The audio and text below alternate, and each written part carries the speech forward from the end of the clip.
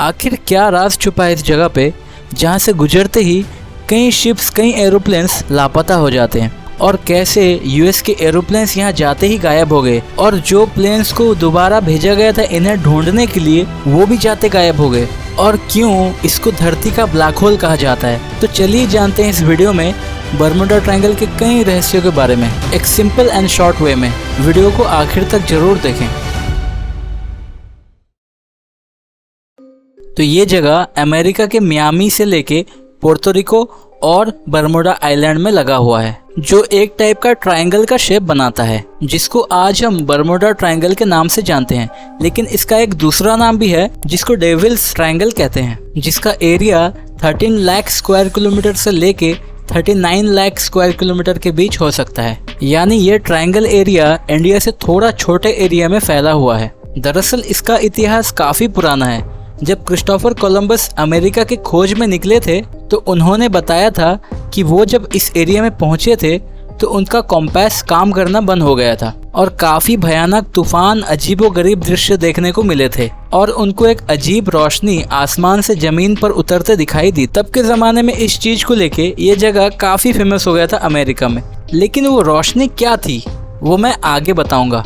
फिर कई 100 साल बाद 1952 के फेट मैगजीन में ऑथर जॉर्ज सैंड कई शिप्स, कई एरोप्लेन्स के गायब होने के बारे में लिखते हैं, जिसमें से एक फ्लाइट 19 का भी जिक्र था। लेकिन फ्लाइट 19 क्या है और कैसे वो गायब हुआ था?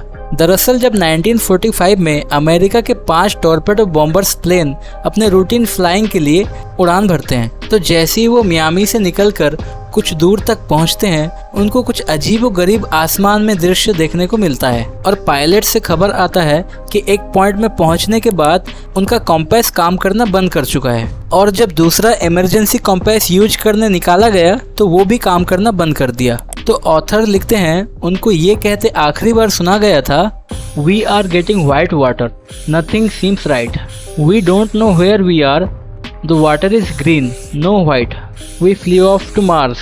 कि हम कहाँ हैं हमें खुद नहीं मालूम, हमको ऐसा लग रहा है कि हम मार्स तक पहुँच गए।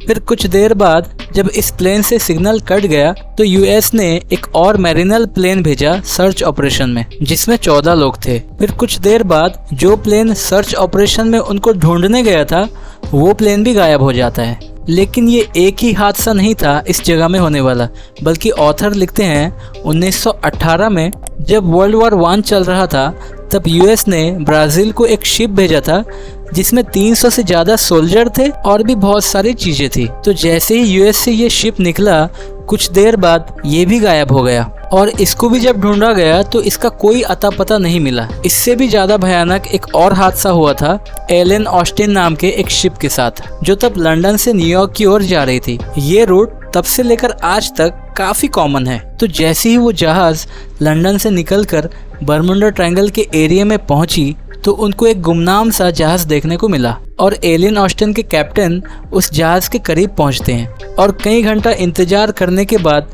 जब उस जहाज से कुछ जवाब नहीं मिला तो कैप्टन कुछ क्रू मेंबर्स को उस जहाज पे भेजते हैं देखने के लिए। और क्रू मेंबर्स बोलते हैं इस जहाज में एक भी इंसान मौजूद नहीं है, क्योंकि इसका जितना वैल्यूएबल सामान सही सलामत धरा है तो इसको कोई चोरी करने भी नहीं आया होगा।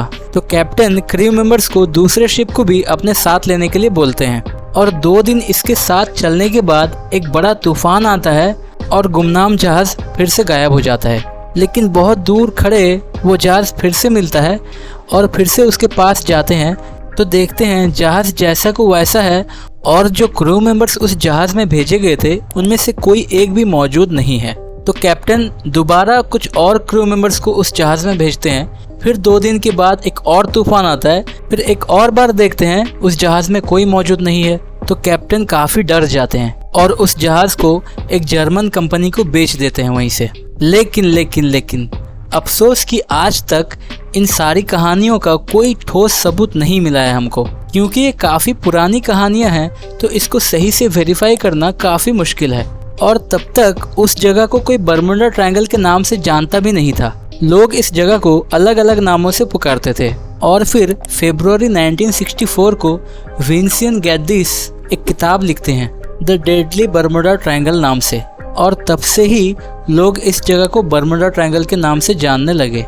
लेकिन पुरानी कहानियों का अगर कुछ सबूत नहीं मिला और जो नया हादसा हुआ है उनका क्या मतलब बनता है? दरअसल एक्सपर्ट्स का मानना है जो एरिया बर्मुडा ट्रायंगल में आता है उस एरिया में दुनिया के सबसे ज़्यादा हरिकेन्स होते रहते हैं और इस भयानक तूफान और भवंडर की वजह से कई शिप्स और प्लेन के साथ सिग्नल टूट जाता है और ऐसा हादसा होते दिखता है। दूसरा रीजन एक्सपर्ट्स ये बताते हैं कि बर्मुडा ट्रायंगल के एरिया में पानी का डेंसिटी काफ़ी कम है, तो उसके कई एरिया में पानी का डेंसिटी कम होने की वजह से शिप जो है वो तैर नहीं सकता, वो अचानक से डूब जाता है। और रही बात कॉम्पास की, तो इसका रीजन एक्सपर्ट्स देते हैं जब कॉम्पास यूज किया जाता है तब मैग्नेटिक नॉर्थ पोल अलग होता है, ज्योग्राफिक नॉर्थ पोल अलग होता है, लेकिन कुछ एरिया ऐसे भी हैं दुनिया में जहां से मैग्नेटिक और ज्योग्राफिक नॉर्थ पोल एक ही डायरेक्शन में दिखते हैं, तो उस जगह को बोला जाता है एगोनिक लाइंस। और ये एगोनिक लाइंस बर्मुडा ट्रायंगल के आसपास है, जिसकी वजह से कंफ्यूजन क्रिएट होता है और कंपास काम करना बंद कर देता है। और क्रिस्टोफर कोलंबस ने जो रोशनी को आसमान से जमीन पर उतरते देखा था, एक्सपर्ट्स का मानना है वो कोई एस्ट्रॉयड हो सकता है। तो ये सारे रीजन्स और फैक्ट्स थे बर्मुडा ट्रायंगल को लेकर। होप कि आपको ये वीडियो अच्छा लगा होगा, तो सब्सक्राइब जरूर करें ताकि मुझे वीडियो बनाने में और भी मोटिवेशन मिले। अगर ये वीडियो आपको अच्छा लगा है तो ये वीडियो भी आपको जरूर अच्छा लगेगा। Thank you.